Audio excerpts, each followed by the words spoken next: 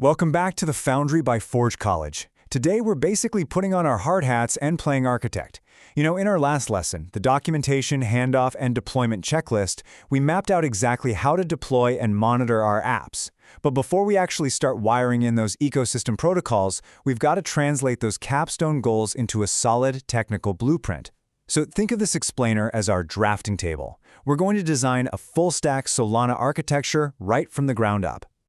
All right, let's dive into the schematic. Today's agenda: drafting your architecture blueprint, modeling your Solana accounts, RPC and authentication patterns, the end-to-end workflow, and finally, preparing for back-end implementation. So, Section 1. Drafting your architecture blueprint and navigating the Great Divide.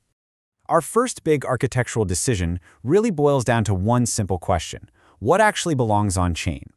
Now, because we're building a Web3 app, it's super tempting to just shove everything onto the blockchain. But honestly, storing massive amounts of data on-chain is kind of like trying to cram a full-grown elephant into a tiny bank safety deposit box. It's ridiculously expensive, highly inefficient, and, well, it just doesn't fit.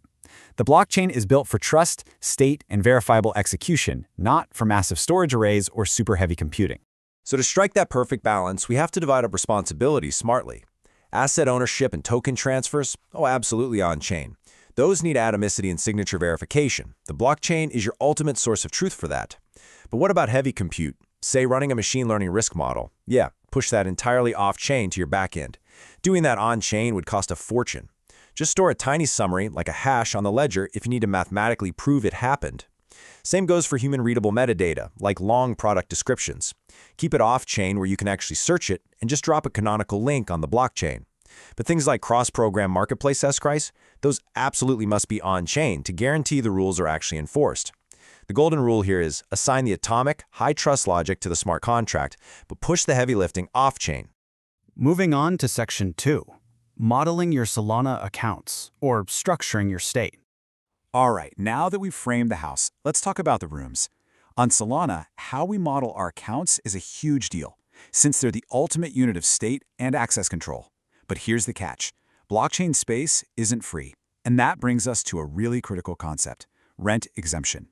Basically, rent exemption is a minimum balance of SOL that you are literally required to leave sitting in an account just to keep it alive on the network. If you don't pay the rent, poof, the account gets purged to save space. And since every single byte costs real money, we're faced with a major engineering trade-off when it comes to grouping our data. To manage all that space, you basically have two paths you can take. First, you've got aggregate accounts, which store one massive blob of state. Think of it like renting one gigantic warehouse. It's great because there's less instruction overhead. Your transaction only touches one big account. But doing partial data updates or managing the massive rent balance, that becomes a total headache. On the flip side, you can use many small accounts, where each one holds a single logical piece of data. It's like renting a bunch of tiny storage lockers. Concurrency and off-chain indexing becomes super easy, but it definitely drives up your initial creation costs, since you're paying that base rent exemption fee over and over again.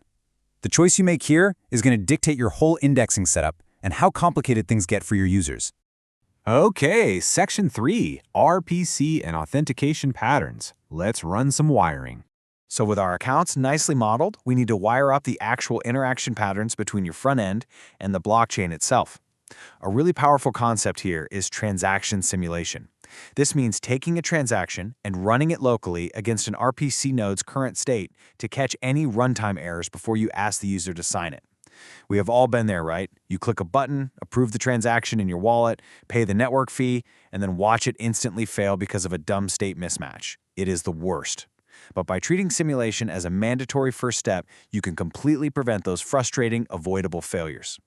And this seamlessly builds into what we call the simulate and send pattern. It's a rock-solid, repeatable system. Step 1. You use read-only RPC calls, like a basic fetch entity function, to grab the current state. Step 2. Build the transaction payload right there on the front end. Step 3. Simulate it locally to sniff out any errors. Step 4.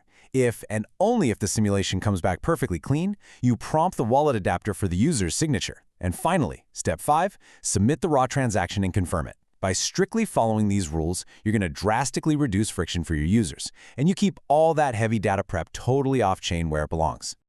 Up next, Section 4, the end-to-end workflow and mapping trust boundaries. Let's step back for a second and look at the full life cycle of a single user action. Picture this continuous flow. A user clicks a button, which triggers step 1. The front end reads the state and simulates the action. Step 2. If everything is green, the user's wallet provides that vital signature. Step 3. The RPC confirms the transaction and emits a tiny, minimal on-chain event. Step 4, and this is where the behind-the-scenes magic really happens. Background services quietly pick up those event markers to reconcile the state. And Step 5, observability and alerting kick in, making sure all those runbook thresholds we set up in the last lesson are perfectly healthy. Actually, let's zoom in on those background workers in Step 4 for just a second. We call these indexers. An indexer is just an off-chain background service that listens for those minimal on-chain events and then rebuilds the heavy searchable state in a traditional off-chain database. Honestly, indexers are the unsung heroes of Web3. They are quietly doing all the heavy lifting, stuff like text searches, complex filtering, you name it, that the blockchain itself just isn't designed to handle natively. But what happens when that back-end indexer actually needs to write something back to the blockchain? You definitely don't want to pop up a wallet prompt for the user every single time an automated reconciliation happens in the background. That would be a nightmare for user experience. That's where a service-signed transaction comes to the rescue. This is a transaction that's authorized by an off-chain backend's own private key. It's perfect for automated, low-trust, or aggregated operations. Instead of constantly bugging the user, your service takes on the authority to quietly push those necessary updates in the background. Pretty neat, right? Finally, Section 5, Preparing for Backend Implementation, the Blueprint Checklist. As we wrap up this architectural blueprint, here is your feature blueprint checklist. For every single feature you build, you need to lock down a few things: the on-chain data model and rent logic, your RPC patterns clearly mapped out, an authentication matrix that defines what is user-signed versus service-signed, your indexer subscriptions, and finally, observability targets that perfectly match your runbook. Now, in other programs here at Forge College, we love to dive super deep into the weeds of observability and monitoring. But for your capstone project right now, nailing this specific checklist guarantees your backend work is perfectly primed and ready for implementation. Which brings us to a quote that really hits the nail on the head for everything we've talked about today. Assign atomic, high-trust logic to the program. Push heavy compute and third-party integrations off-chain with compact on-chain attestations. Honestly, that is the ultimate mantra of this explainer. Measure twice, code once, and keep your on-chain footprint as light as technically possible. I'm going to leave you with one final, slightly provocative thought to chew on. If your dApp miraculously achieves massive scale tomorrow, which part of your architecture blueprint is going to break first?